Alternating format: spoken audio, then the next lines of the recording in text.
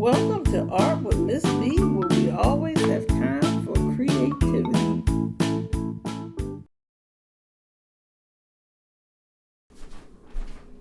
So you want to have a couple of things. You want to have some water. You want to have, I got a little paper plate, also for backup mixing. Sometimes I like to make a big amount of one color. So I'll get a paper plate and mix it on that. Or I'll use my regular tray. It just depends. I like to have multiple options. We're going to focus on color. And I'm not going to take you through all of it. Probably finish it at the end. And maybe it'll be a product in which you can see at a later moment in time, but right now I just want to get you started with thinking about color. The first thing that I like to focus on is the mood of the picture.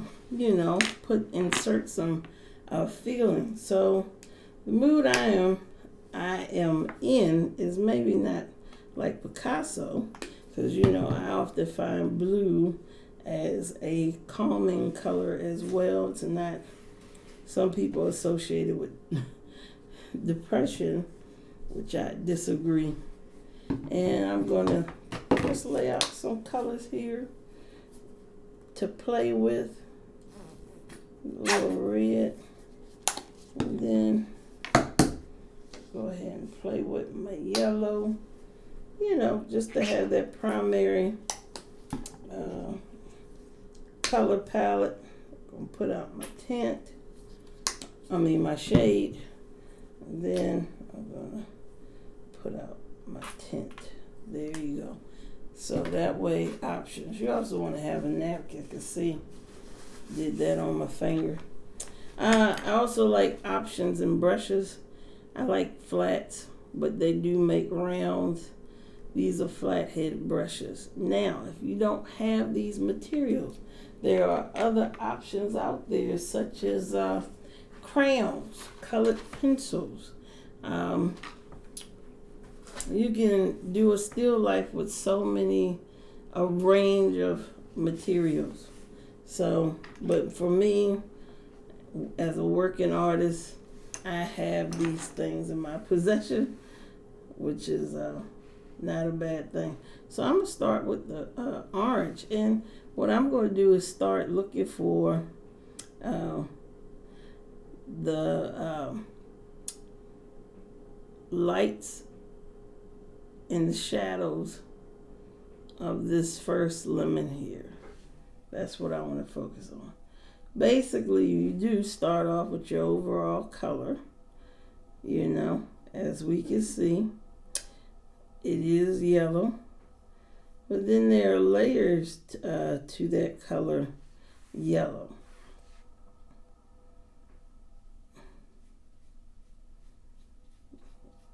I really love how this flat paints, and I like the white bristles. They don't fall apart as much as the off-white bristles. The off-white bristles, fun fact, are made from pig hairs. At least that's what I was told when I was first learning about the paintbrush. So there's yellow. But you don't want to just leave it at yellow. Now you have to address not just the value, which is the brightness or the lightness or darkness in terms of shadow, but now you want to address the texture too. See, there's a bright light shining there. There's a tone of white in which you can go in and kind of make these textures, create this textured surface to represent like the highlights in this surface. So I know that I'm thinking and working at the same time, but you want to kind of move back and forth with each object and just play with it until you get it to a point that you like. Now, I am not a fan of using just plain black to create a shade. Sometimes I like to mix in and create like a midnight blue, because if you look in most paint kits, yeah, they have black, but they should have an indigo. And indigo is an alternative to using just black. I mean, there's so many ways you can play with this lemon, but yeah, I'm gonna use this indigo.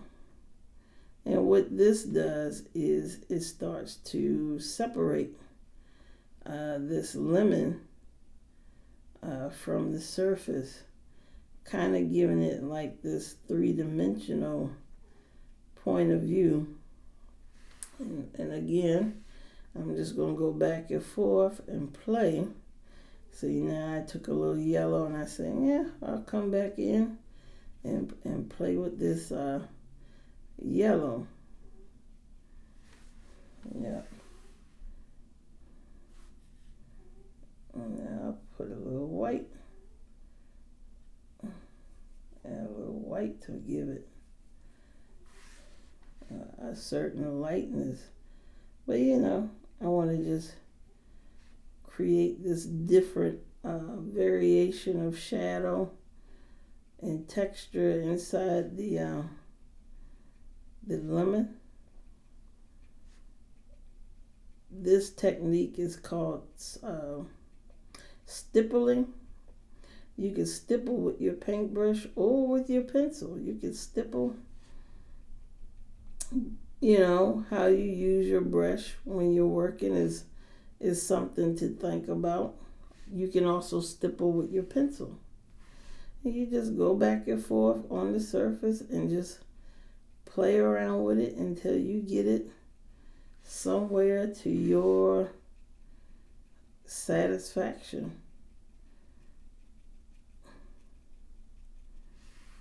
I know art is, you know, something that you can make something of it. You don't have to conform to other people's opinions.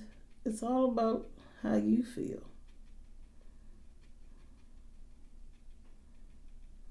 Look at me sounding like the new Bob Ross.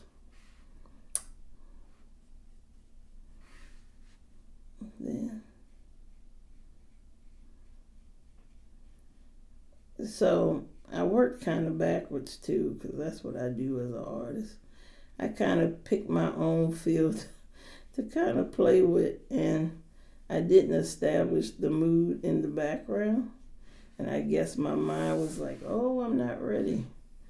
So I wasn't ready to deal with the background colors.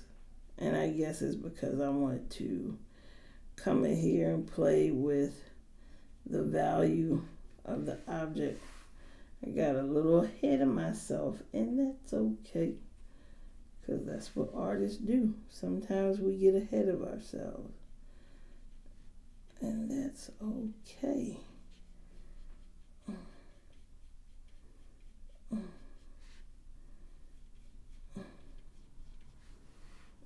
Again, going back, playing with that. And so, yeah, you just really want to, you see why this paper also is so good, because look how it's absorbing the water. It's taking really well to the water, and that's a good thing. And see how I took the white and just went back and decided to play with this color concerning the lemon. Now, if you know, I'll just, for extra credit, and of course this lemon is not done to me, but I also wanted to talk about mood. I didn't want to prolong this video, but for me, picking a mood or creating a mood is like establishing a feeling in your work, and it's all about what you want people to get from your work. The feeling. Do you want them to be, happy, sad, or do you want to communicate something to the viewer that they may not know about you? And so color can do that. It can convey a feeling, sometimes that you may not want to talk about at the moment. Sometimes you may want to just be in your moment and just be left to your own devices to create. So I'm going for a mood color. I don't know if it'll work right. We're going to go with it. Make this kind of warm, orangey background. Kind of like this color. I wanted to make sure I covered all of those terms that you needed to know to do your still life painting. And again, I want you to think about the mood, how you're setting up your environment. Like this was on a table surface, so I'm going to completely do this differently from that, and I might invent like a different surface, like give it a different color. When you're working with your imagination, there are rules, but then there aren't rules. Like, in other words, like there's rules to how you apply value and mood, but this could be a purple lemon. It wouldn't be accurate realistically, but again, this is your work. You are in charge of how you express it. And so that is my spiel on drawing a still life and painting a still life. And before leaving, I do want you to think of other ways you could approach this still life. One way was you could have sculpted this still life. Newspaper is a great source for sculpting objects because you can crumble it. It's more usable, kid-friendly, I like to say. And of course, you may want to work with an adult when you're trying to do things. Or you could use your smartphone to take photographs, have like a mini art show. I hope that you found this video helpful in getting closer to your drawing, your journey of drawing still life. And until next time, I want you to take care and always find time for creativity.